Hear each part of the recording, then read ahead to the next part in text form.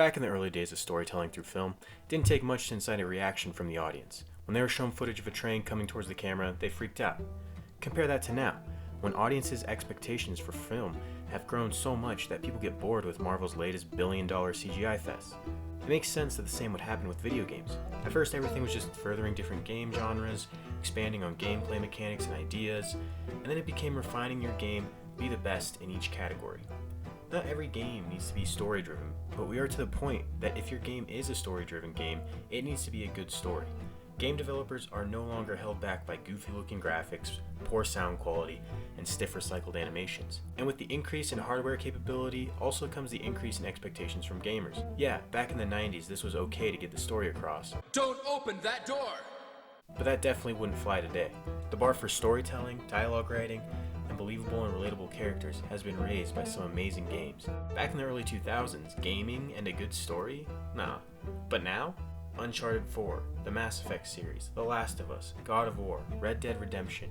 Amazing stories that compete and a lot of the time surpass what you see in other forms of media. A great example is the Uncharted series, starting out with games trying to prove you could have big blockbuster moments that involve the player, and then evolving with each entry to build on that, but also perfecting the storytelling. Culminating in Uncharted 4, which did a great job with not only the character arcs in the present day, but also having the player uncover an intriguing mystery with old pirates. If that level of storytelling wasn't in Uncharted 4, and it was just the gameplay and set pieces, it would not have been as loved as the game we got. And that brings me to A Plague Tale Requiem. I'd played the first game in the series and enjoyed my time. It wasn't the best game I'd played or anything, but it was a good entry from a newer, smaller developer. When I saw the pretty great review scores and recommendations from some of the reviewers I watch and trust, I got pretty excited and was expecting this to be one of those great single-player story-driven experiences. But, unfortunately, I didn't agree with the reviewers. This game is not a bad game. Characters are likable, some of the set pieces are really cool, the waves of rats are impressive, the visuals are great most of the time, and there are some interesting and fun mechanics. But this is a story-driven game, and the story is just not up to par.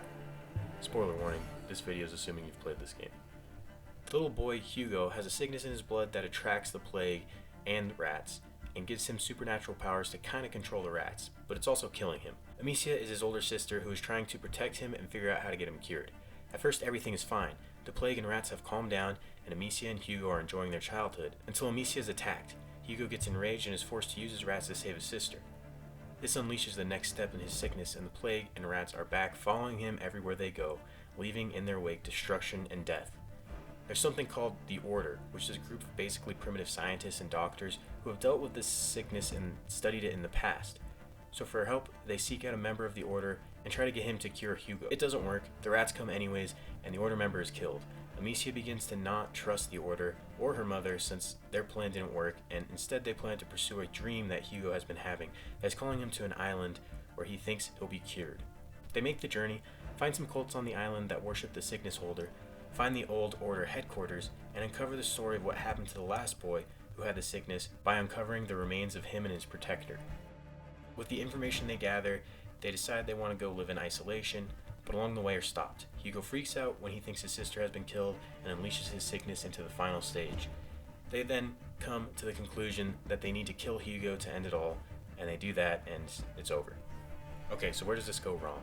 I'll try not to get too specific, but one of the things that bothered me the most were the arcs of Hugo and Amicia. Amicia, suffering from the events of the first game, is losing herself to anger and bloodlust. In the beginning of the game, she goes on a killing spree, and then spends time trying to refrain and get her humanity back. But then they kind of just drop this arc midway through. At one point, she encourages Hugo to kill everyone with rats, and she never seems to express any sense of responsibility for the deaths of all the innocent civilians in the areas that they keep going to. Hugo, he feels bad and responsible for the people that keep dying from the plague and rats, and he wants it to end. He doesn't want to keep using the rats. But he does. He continues to keep using them. His actions don't really seem to line up with the arc they were going for. He keeps unleashing the rats more and more until the end, when he has released the plague to its full extent. He flips a switch and decides, oh yeah, actually, you should probably just kill me. And these arcs are detrimental to the gameplay. Knowing that Amicia didn't want to kill, and Hugo didn't want to use the rats to kill people, I played as pacifist as I could. This usually meant avoiding using Hugo's pretty cool and fun mechanics of controlling the rats, and not using a lot of the arsenal of equipment that Amicia has. I played through most of the game by just sneaking as best I could, and only killing when I absolutely needed to, because otherwise it would have felt against the story. There were also characters who made choices that just didn't make sense to me. Imagine you are this character. Your home, your city, are being destroyed by the rats. You probably have had crew members and people that you love die to this plague. And then you meet these kids for a day and realize that the boy controls the rats and the plague follows him. And then you watch as they kill people and control rats to eat people. Would you really stay with them and keep following them around? You have a boat and could sail far away from these kids. I mean, if it were me, I might just throw the kid overboard in the middle of the night when no one was around and boom, plague is over. Imagine you're Amicia, Hugo, and their mother. You know from the first game that the plague and the rats follow Hugo. You know that your family owns a remote cabin in the mountains.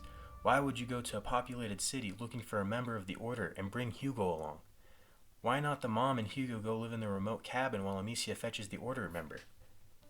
Why put all those people in the city at risk by taking Hugo there?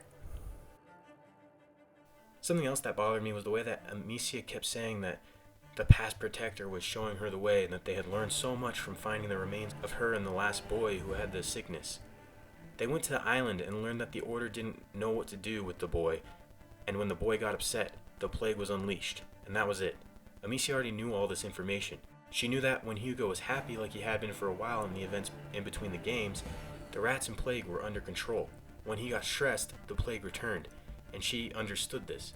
So the whole island revelation, which was treated as something important, really wasn't anything. And the ending just felt so disappointing to me. Oh no, we have to kill him. I had been questioning why people didn't want to just kill him the whole time, since the first game. That seems like the easiest and quickest solution to the problem that most people would have come to. And then Amicia says in the end that she's going to find the next person with the sickness and lay a path for them, but what information does she have? What will she do? I don't think they really learned how to control the sickness in this journey. I think the ending and character arc could have been handled in so much more of an interesting way. Hugo could have decided to let himself or his sister get captured instead of kill more people with the rats, or even attempted to end his own life. Or decided to let go of all the people he loved because seeing them in pain was what made him upset and the rats come.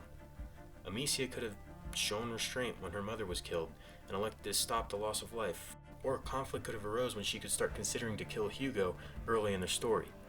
I'm not sure. There were just much more interesting ways they could have gone, in my opinion. Most of the story was them going to the island, and it really felt like nothing important was learned there. For a story-driven game, I just had much higher expectations from the story itself.